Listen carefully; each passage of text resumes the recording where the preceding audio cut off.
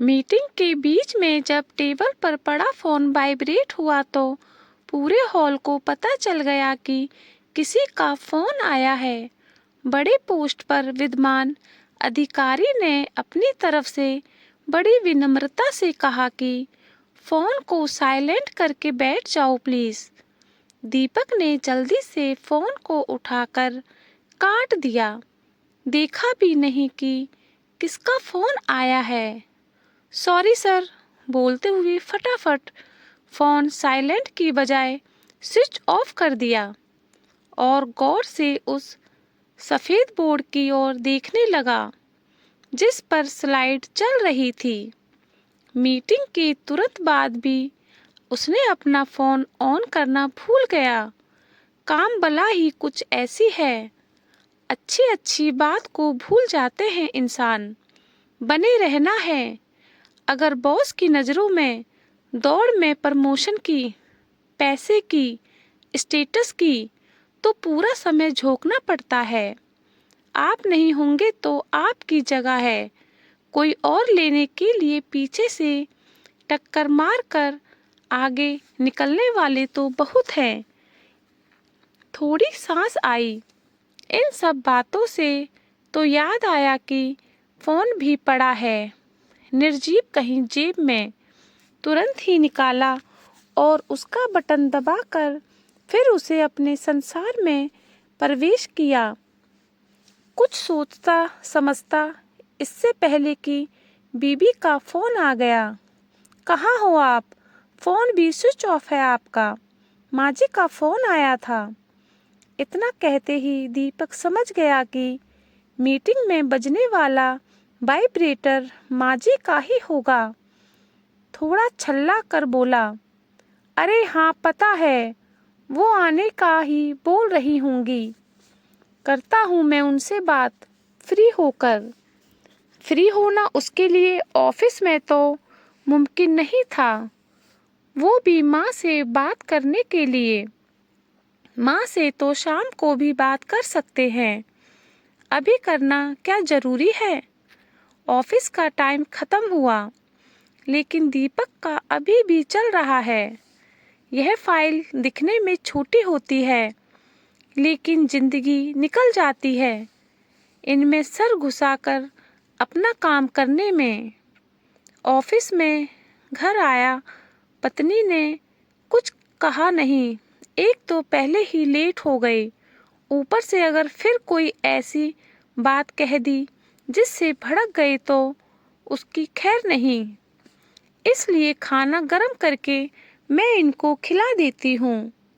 रात सोते समय दीपक ही अचानक बोले, अरे तुमने याद नहीं दिलाया मुझे, माँ को फोन करना था।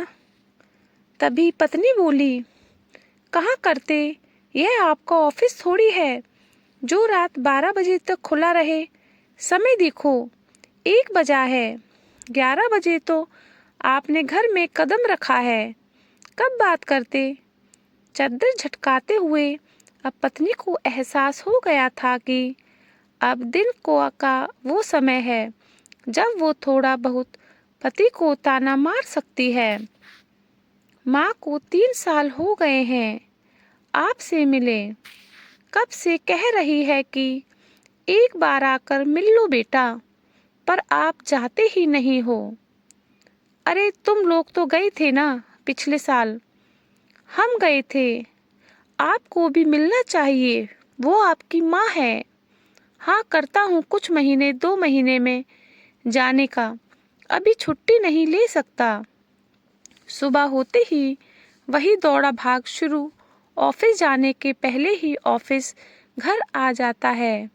फोन आते रहते हैं, एक चालू रहता है तो दूसरा कतार में रहता है। इसी बीच पत्नी आई कुछ बोलने के लिए, लेकिन साहब को मूड देखकर फिर चुपचाप वह अपनी किचन में चली गई। दीपक ने जल्दी जल्दी अपने सारे ऑफिस को घर समेटा गाड़ी में डालने के लिए। गाड़ी से फिर वही ऑफिस की असली जगह पर ले जाने के लिए। पूरा दिन फिर वही का काम करना है। एक बार फिर माँ का फ़ोन आया। इस बार फिर काट दिया।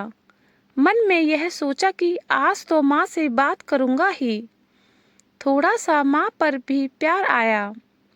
सोचा कि अब फ़ोन आया तो ज़रूर उठा लूँगा, लेकिन फिर बजा ही नहीं।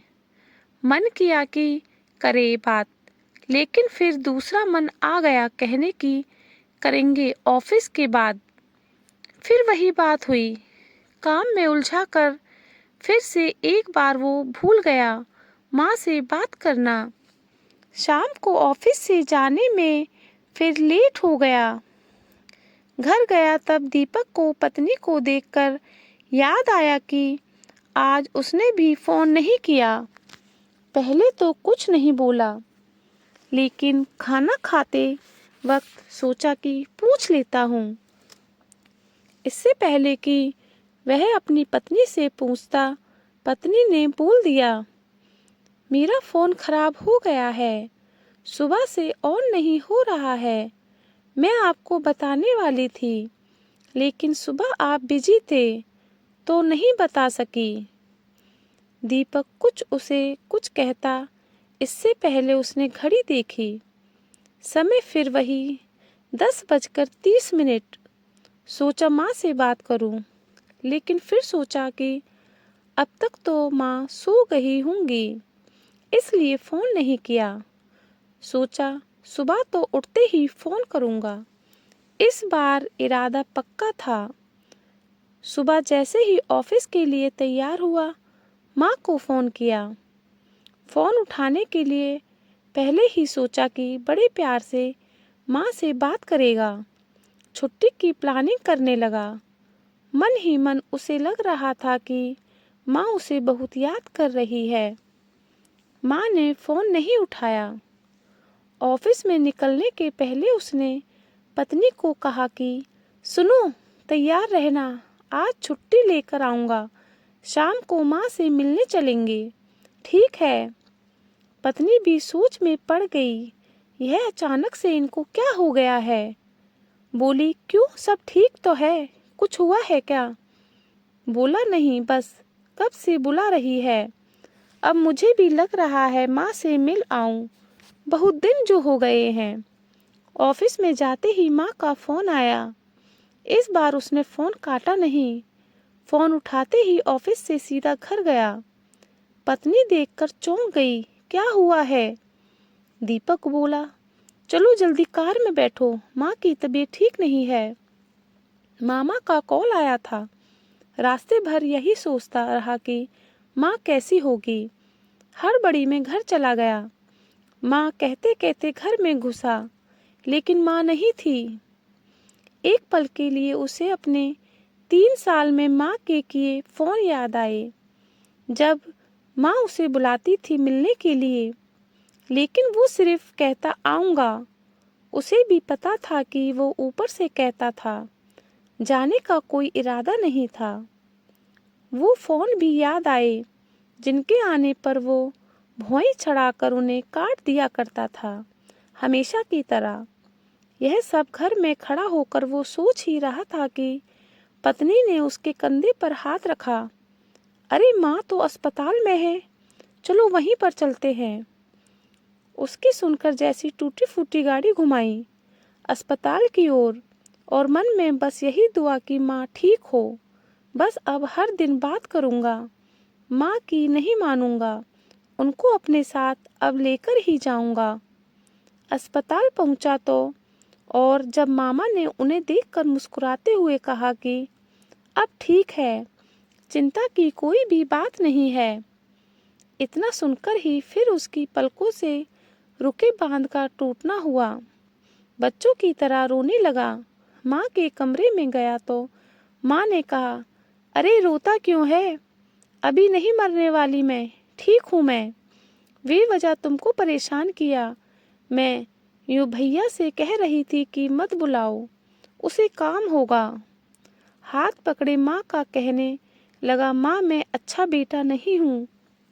नहीं, तू तो बहुत अच्छा है बेटा है, तभी तो दौड़ा आया। मेरे भाग अच्छे हैं, इतनी फिक्र करते हो। उस पल दीपक को लगा कि वो माँ को फिर नहीं देख पाएगा। लगा कि यह बोझ लिए जीना पड़ेगा। माँ बुलाती रही, वो टालता रहा। समय रहते सीख जाना जीना बहुत बुद्धिमानी का काम है। दीपक फिर ना माना। माँ को अपने साथ ठीक होने तक पर ले गया।